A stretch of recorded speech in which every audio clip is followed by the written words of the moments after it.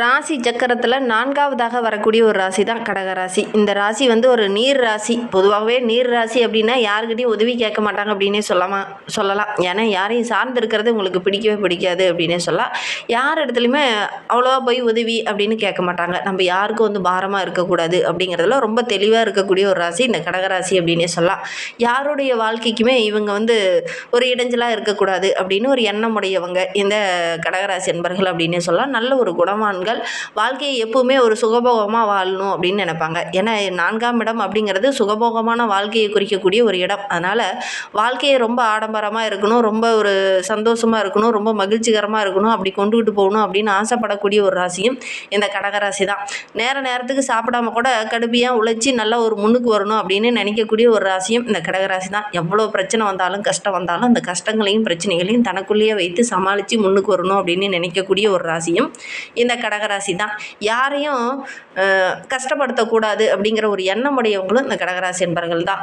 சொந்த உழைப்பில் முன்னுக்கு வரணும் அப்படின்னு நினைக்கக்கூடியவங்களும் இந்த கடகராசி என்பர்கள் தான். ஏன் மற்ற ராசிக்காரங்களாம் அப்படிலாம் நினைக்க மாட்டாங்களா அப்படின்னு பார்த்தீங்கன்னா நினைக்க மாட்டாங்க தான். ஆனால் ஏதாவது ஒரு விதத்தில் அவங்களையே அறியாமல் ஒரு சில இடர்பாடுகளை சந்திக்கக்கூடிய ஒரு சூழ்நிலை அவங்களுக்கு ஏற்படும். ஆனால் கடகராசி அப்படிங்கிறது யாருக்கிட்டையும் போய் ஒரு கையேந்தி நிற்கிறது அப்படிங்கிறது உங்களுக்கு பிடிக்காது. யாருக்கிட்டையும் போய் உதவி அப்படின்னு கேட்கறது உங்களுக்கு கொஞ்சம் பிடிக்காது. இது ரொம்ப மெயின்டைன் பண்ணக்கூடிய ஒரு ராசியும் இந்த கடகராசி தான். நீர் ராசிங்க எல்லாமே பொதுவாகவே யாருக்கிட்டையும் போய் உதவி அப்படின்னு கேட்க மாட்டாங்க. அதில் முதல் வந்து இந்த கடகராசி, அடுத்தது மீனம், விருச்சகம், இந்த ராசிக்காரங்களாம் வந்து அதிகமாக போய் யாருக்கிட்டையும் கடன் கேட்க மாட்டாங்க. நீர் ராசிக்கு கடன் கேட்குறதோ அல்லது ஒரு உதவின்னு கேட்குறதோ கொஞ்சம் பிடிக்காது அப்படின்னே சொல்லலாம். ஒரு கர்வம் உள்ள ஒரு ராசியும் இந்த 3 ராசியும் அப்படின்னே சொல்லலாம். நம்ம யாரும் வந்து தொல்லையாக இருக்கக்கூடாது, தொல்லையாக நினைக்கக்கூடாது அப்படின்னு நினைக்கக்கூடிய ஒரு ராசிகளும் இந்த 3 ராசி தான். நம்ம பற்றி யாரும் தவறாக பேசக்கூடாது, தேவையில்லாத அவதூறு யாரும் பரப்பக்கூடாது அப்படின்னு நினைக்கக்கூடிய ஒரு ராசியும் இந்த கடகராசி தான்.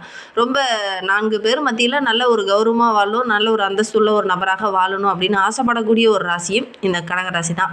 மற்றவங்கள சார்ந்து இருக்கிறது பிடிக்காது. அதே மாதிரி தனக்கு வேணுங்கிற பொருளை தானே கஷ்டப்பட்டு உழைச்சி அதை வாங்கணும் அப்படின்னு ஆசைப்படக்கூடிய ஒரு ராசியும் இதோட கடகராசி தான். தன்னுடைய பிரச்சனையை தானே பார்த்துக்கணும் அப்படிங்கிற மாதிரி நினைப்பாங்க. இந்த தாய்க்கு நிகரான ஒரு தாய்ப்பாசம் கொடுக்கக்கூடியவங்களும் இந்த கடகராசி அன்பர்கள் தான். மற்றவங்களுக்கு ஒரு பிரச்சனை கஷ்டம் அப்படின்னு வந்தால் ஓடி போய் உதவக்கூடியவங்களும் இந்த கடகராசி அன்பர்களை பெரும்பாலும் இருப்பாங்க அப்படின்னே சொல்லலாம். ஏன்னா இவங்களுடைய ராசி அதிபதியே மனோகாரகன் என்று சொல்லக்கூடிய சந்திரன். அதனால் மற்றவங்களுக்கு ஒரு கஷ்டம் பிரச்சனை அப்படின்னா முதல்ல போய் உதவி செய்வாங்க இந்த கடகராசி அன்பர்கள் அப்படின்னே சொல்லலாம். தன்னிடம் என்ன இருந்தாலும் சரி அதை உடனே கொண்டு போய் அவங்கக்கிட்ட கொடுத்து உதவக்கூடியவங்களாக இருப்பாங்க.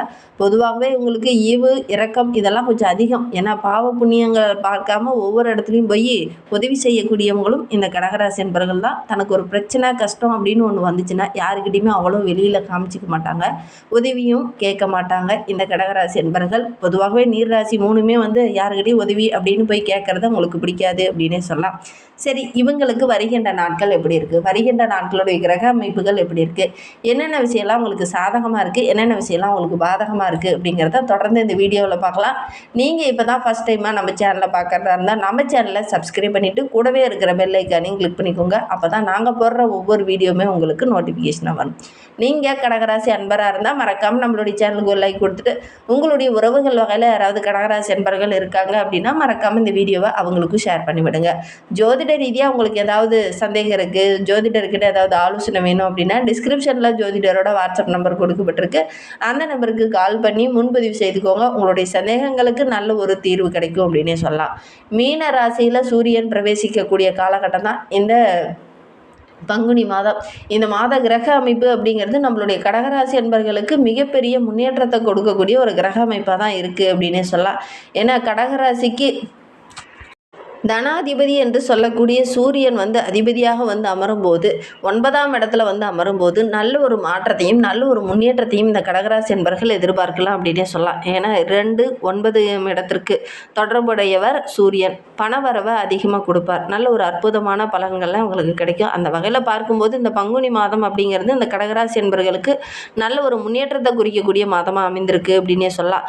ராஜ யோகாதிபதி என்று சொல்லக்கூடிய செவ்வாயும் இந்த பங்குனி மாதம் பிற்பகுதியில் உங்களுடைய ராசியில் 9ஆம் இடத்துல வந்து அமரும்போது நல்ல ஒரு முன்னேற்றத்தை இந்த கடகராசி என்பர்கள் எதிர்பார்க்கலாம் அப்படின்னே சொல்லலாம். தொழிலில், வியாபாரத்தில் எல்லாத்துலேயுமே நல்ல ஒரு அற்புதமான பலன், நல்ல லாபம் கிடைக்கக்கூடிய யோகம் இருக்குது. குறிப்பாக வியாபாரம் செஞ்சுட்டு இருக்கிறவங்களுக்கு, விவசாயிகளுக்கெல்லாம் நல்ல ஒரு யோகமான காலகட்டம் இந்த பங்குனி மாதம் அப்படின்னு சொல்லலாம்.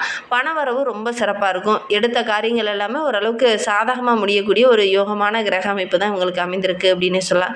சின்ன சின்ன பிரச்சனைகளை சந்தித்தாலும் கூட அந்த பிரச்சனையை எப்படி சரி பண்ணனா கரெக்டாக சரி பண்ண முடியும் அப்படின்னுங்கிறத அறிந்து இந்த காலகட்டத்தில் சரி பண்ணுறதுக்கான வாய்ப்புகளும் சந்தர்ப்பங்களும் இந்த கடகராசி என்பவர்களுக்கு அமையும் அப்படின்னே சொல்லலாம்.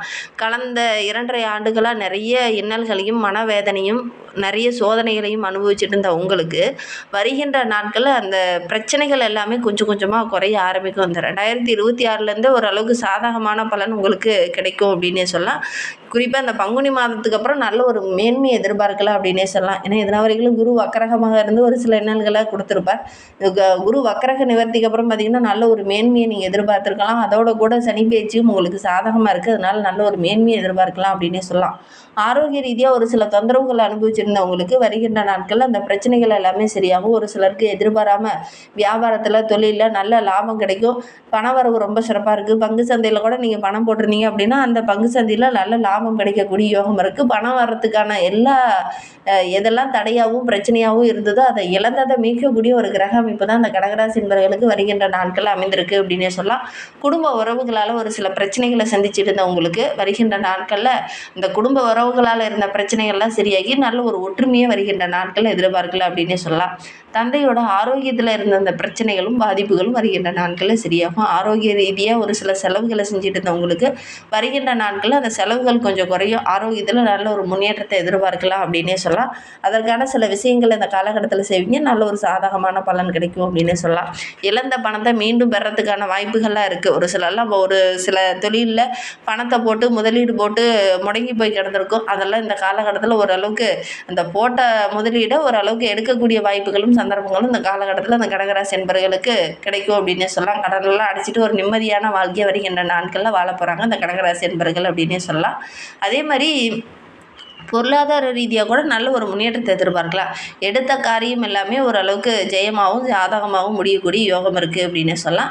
நிறைய நன்மை தரக்கூடிய ஒரு அருமையான கிரக அமைப்பாக தான் வருகின்ற நாட்கள் அமைந்திருக்கு அப்படின்னு சொல்லலாம். நல்ல காலகட்டம், குடும்பத்துக்குள்ளே நல்ல ஒரு மகிழ்ச்சி இருக்கும். தொட்டதெல்லாம் கொண்டாடக்கூடிய ஒரு அமைப்பு இருக்குது அப்படின்னு சொல்லலாம்.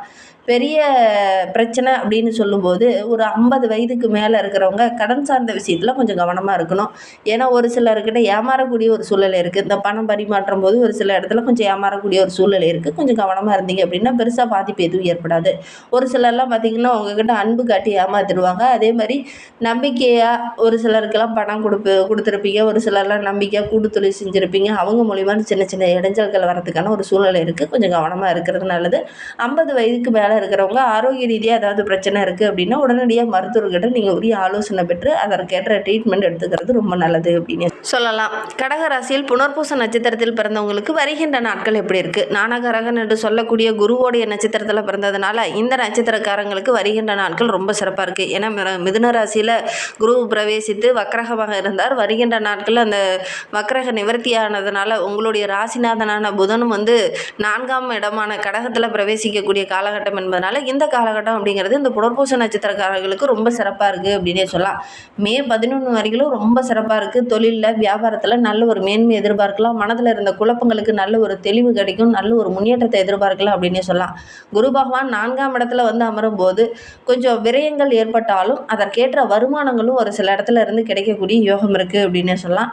அதே மாதிரி குரு சஞ்சாரம் ஒரு சில இடத்துல சின்ன சின்ன இடர்பாடுகளை கொடுத்தாலும் வருகின்ற நாட்களில் நல்ல ஒரு மேன்மையை இந்த புனர்பூச நட்சத்திரக்காரங்க சந்திக்கலாம் அப்படின்னே சொல்லலாம். திருமண வயதில் இருக்கிறவங்க இந்த காலகட்டத்தில் முயற்சி பண்ணீங்க அப்படின்னா கண்டிப்பாக நல்ல ஒரு மனமேடை ஏறத்துக்கான வாய்ப்புகள் அமையும் அப்படின்னே சொல்லலாம். தம்பதிகளுக்கு இடையே சின்ன சின்ன கருத்து வேறுபாடுகள் ஏற்பட்டு பிரிந்திருந்தீங்க இல்லையா, அவங்களாம் ஒன்று சேரத்துக்கான வாய்ப்பு இருக்கும். கூட்டு தொழிலில் அமோகமான லாபம் கிடைக்கும். புதுசாக சொத்து, வீடு, வண்டி வாகனம் வாங்கக்கூடிய அமைப்பில் இருக்குது. ஏன்னா 4ஆம் பாதத்திற்கு அதிபதியாக இருக்கக்கூடியவர் உங்களுக்கு சாதகமாக இருக்கிறதுனால நல்ல ஒரு மேன்மையை எதிர்பார்க்கலாம் அப்படின்னே சொல்லலாம். குருவுடைய பார்வை இருக்கிறதுனால ஆரோக்கிய ரீதியாக இருந்த தொந்தரவுகள் வருகின்ற நாட்களில் சரியாகும். சூரியன் சஞ்சாரமும் ரொம்ப சாதகமாக இருக்கிறதுனால நல்ல ஒரு மேன்மையை எதிர்பார்க்கலாம். செவ்வாயும் இந்த காலகட்டத்தில் உங்களுக்கு சாதகமாக அமைந்திருக்கிறதுனால நல்ல ஒரு மேன்மையை இந்த புனர்பூச நட்சத்திரக்காரங்க எதிர்பார்க்கலாம் அப்படின்னே சொல்லலாம். நட்சத்திரக்காரர்களுக்கு வருகின்ற நாட்கள் அப்படிங்கிறது இந்த திருமணமாகாமல் இருக்கக்கூடிய ஆணாக இருக்கட்டும் பெண்ணாக இருக்கட்டும் வருகின்ற நாட்களில் முயற்சி பண்ணிங்க அப்படின்னா கண்டிப்பாக நல்ல ஒரு சாதகமான பலன் கிடைக்கும் அப்படின்னே சொல்லலாம். ஏன்னா கர்மக்காரகன் என்று சொல்லக்கூடிய சனி பகவானுடைய நட்சத்திரத்தில் பிறந்தவங்க இந்த பூசம் நட்சத்திரக்காரங்க. மனக்காரகன் சந்திரன் ஆளக்கூடிய நட்சத்திரமும் இந்த ராசியாக இருக்கிறதுனால நினைத்ததை சாதிப்பீங்க. ஒரு சில நேரங்களில் உங்களுடைய வாழ்க்கை துணையால் சின்ன சின்ன போராட்டங்களை சந்திச்சுட்டு இருந்தீங்க இல்லையா, அந்த நிலை கொஞ்சம் மாறும். வாக்கியாதிபதி குருவும் உங்களுக்கு மே வரையிலும் சாதகமாக இருக்கிறதுனால நல்ல ஒரு மேன்மை எதிர்பார்க்கலாம். விரைய குருவாக இருக்கிறதுனால கொஞ்சம் திட்டமிட்டு செலவு செய்கிறது, சுப விரயமாக மாற்றிக்கிறது ரொம்ப நல்லது அப்படின்னே சொல்லலாம். நட்சத்திரக்காரர்களுக்கு திடீர்னு சின்ன சின்ன செலவுகள் வரும். ஏன்னா வித்தியாக்காரகன் என்று சொல்லக்கூடிய புதனுடைய நட்சத்திரக்காரங்க இந்த ஆயிலிய நட்சத்திரக்காரங்க இவங்களுக்கு வருகின்ற நாட்கள் கொஞ்சம் திட்டமிட்டு செயல்பட்டீங்க அப்படின்னா எடுக்கிற காரியங்கள் உங்களுக்கு வெற்றியாக அமையும்.